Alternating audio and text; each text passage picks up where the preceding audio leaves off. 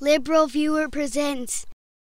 So the $662 billion National Defense Authorization Bill that funds the American military included an extra provision this year that codifies into federal law the power that former President George W. Bush just asserted after 9/11 to detain anyone indefinitely without trial based on just an accusation of terrorism, including U.S. citizens arrested on American soil. Yet I was able to find almost no coverage of this issue on Fox News, except for a brief reference in a few stories last week that mentioned the issue of military custody without ever mentioning the custody would last indefinitely without trial and applied to U.S. citizens arrested on American soil, as you can see, for example, in this clip. Catherine, we're expecting fireworks today on the detainee matter.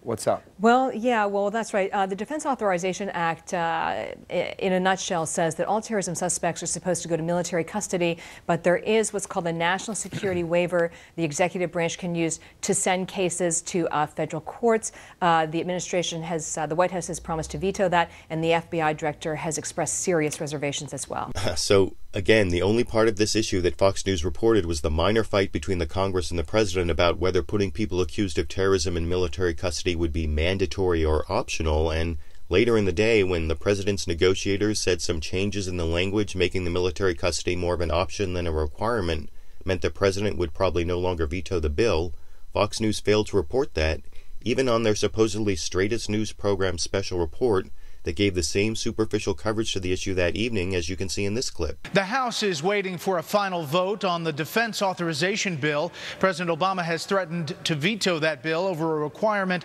that terror suspects be turned over to military custody.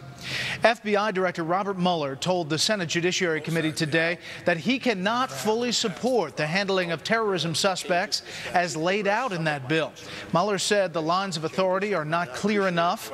Ranking Republican Jeff Sessions said the FBI can assist, but the terror suspects should not be treated like common criminals. Now, not only did that supposedly straight news report fail to inform viewers of the breaking news that President Obama had basically withdrawn his veto threat against the bill earlier that day, but again, the worst part of the reporting was the way Fox News never really explained to its viewers that this law authorizes the U.S. government to detain anyone indefinitely without trial based on just an accusation of terrorism, including U.S. citizens arrested on American soil. To get that information, viewers would need a source like the news analysis program on MSNBC, The Rachel Maddow Show, broadcast the same evening as that superficial coverage from Fox News' special report, with Rachel Maddow devoting an entire segment to the real issue, explained right up front like this. This year, the bill to fund the Defense Department also became the bill to require that people suspected of terrorism, potentially including American citizens captured on American soil, people suspected of terrorism be put into military custody, where they could be held indefinitely without trial. So here's your Pentagon budget, but we're going to go ahead and take the Sixth Amendment off your hands. And that blunt presentation of how this bill would take away the Sixth Amendment right to a jury trial is so much more informative than the vague references to military custody in the Fox News stories, and the coverage on MSNBC went even further, bringing on the Deputy Legal Director of the American Civil Liberties Union to explain that the changes the president's negotiators got in the bill didn't solve any of the civil liberties problems, as you can see here. I think it was an awful bill before, and it's an awful bill now. It's a bill that would make permanent in American law this fixture of worldwide indefinite detention without charge or trial. It's a bill that would further militarize counterterrorism policy. It's a bill that would make it harder to close Guantanamo. It has all the problems that we identified earlier, and it's really quite astonishing and disappointing that President Obama is withdrawing his veto threat. Now, as much as I hate to disagree with the analysis of the Deputy Legal Director of the ACLU, I don't see how he can be astonished by President Obama's withdrawal of his veto threat because, as I reported in a video last spring, President Obama had already issued an executive order including indefinite detention without trial back then, so I was already disappointed with Barack Obama back then, not just for the loss of civil liberties, but because of the way giving up on our ideals also hurts national security, as Jamil Jaffer also explained back on the Rachel Maddow Show in this clip. The powers that we are claiming are not powers that other countries are very happy with.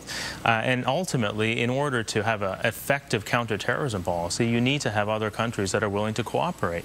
And this theory that we have indefinite detention authority, the power to detain people picked up anywhere in the world without charge or trial until the end of hostilities, whatever that means, that's a power that many other countries are uncomfortable with, and that many people here in the United States are uncomfortable with.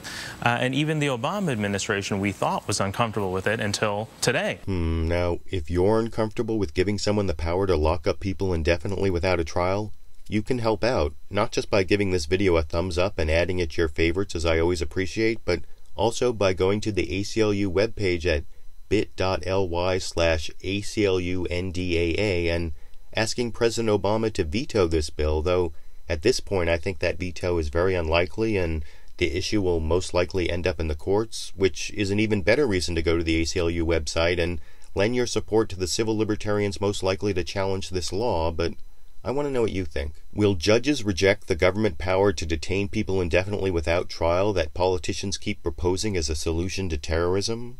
And regarding the political side of the issue, why don't politicians pay a political price when they give up our liberties in exchange for this kind of counterproductive attempt to increase security? YouTube, you decide.